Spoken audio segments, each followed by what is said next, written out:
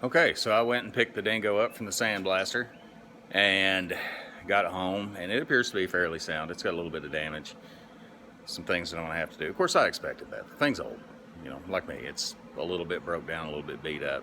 You're probably gonna hear some noise in the background. That's the grill running. We're headed out of town this weekend, so I hit everything real quick with a coat of etch primer to keep it from rusting.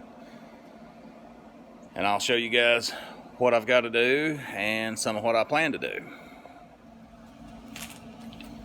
As you can see, it's all sandblasted. Everything looks pretty decent. Of course, the kind of crazy green colors, etch primer. But I got to looking close once I got it back, and I've got some holes and some pretty good pits in the floor pan. And I also noticed that where the steering post is, it's broken in a couple of places. And also underneath, it was showing to be broken. So I think what I'm going to do is come in here and just plate this area after I've welded. I'll weld this up top and bottom, and then I'll plate this area for a little bit of added strength. You can also see here it's got some pitting and some holes in this seat mount, but beyond that, it actually looks pretty good. The nose, I don't know if you can see it or not, but it's taken some hits, and then of course where that was welded, somebody, if I can get it to focus, there we go, somebody welded that pretty thoroughly, and I've been kind of struggling with that, deciding what I want to do there, because frankly it's a little bit ugly. But the good news is the steering is nice and free now, as I was hoping. Of course, you can see I sprayed a little penetrating oil on it.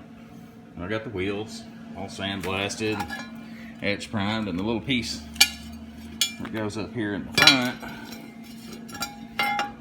goes right there with the cage, is in pretty good shape. It's a tiny bit of pitting.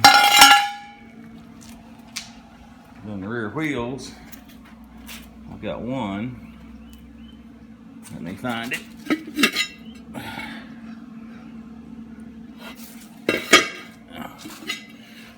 Organization obviously is not my strong point.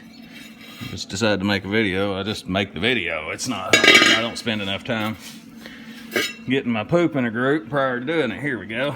I've got some, inside this wheel, I've got some pretty good pits in the bead area.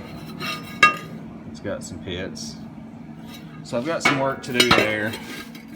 But I've got an old school fix up my sleeve that I think you guys will like, and I think I'll be pretty satisfied with it because it'll be something that'll stay with it. But I've been thinking about this, and I'm going to do kind of a, instead of a straight restoration, I'm going to do what I would call a resto mod. It's going to be basically like a Dingo, but it's going to be modified. It's going to have the basic vibe of a Dingo, but it's going to be performance oriented, because frankly I intend to enjoy this thing. This isn't going to be a static display, something I look at. I'm going to put a big motor on it and have a lot of fun, and I want to reinforce it and make it safe. And frankly, the low cage that they came with bends pretty easy, and I know this is going to end up upside down repeatedly, I'm sure. There's another one, almost forgot. The seat back is broke loose at some point and somebody's welded it, but I think I'm going to replace all these bars because there's pitting and all that.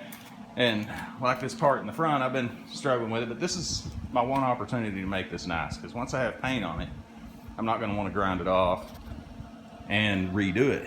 So pretty much, if I'm going to do it, I need to do it now. But anyway, this is where we're at with it. The next step is going to be mock-up and modification. I've got to order some parts. I know what I need. I've been kind of putting it off because it's been at the sandblaster. But anyway, I got to order some parts, and then I can start mocking it up and making sure everything fits the way it needs to. Going to be a few changes. It should basically look like a Dingo. but at the same time, not. It's going to be like the new and improved version of a Dingo. Like I said, when I was 12, we had one of these and I was working on it. And what I'm trying to do here is build something that 12-year-old me would think was just badass. And, you know, kind of satisfy my inner child, which is like the biggest part of me. I'm, you know, still a kid when it comes to this stuff. But anyway, that's where we're at. So we're, like I said, we're headed out of town this weekend, so I'm not going to do anything with it until next week at least. And I will post a new video when I get that. So subscribe to keep up with this, and like and share, and, you know, blah blah blah. You guys know what you know, the YouTube thing.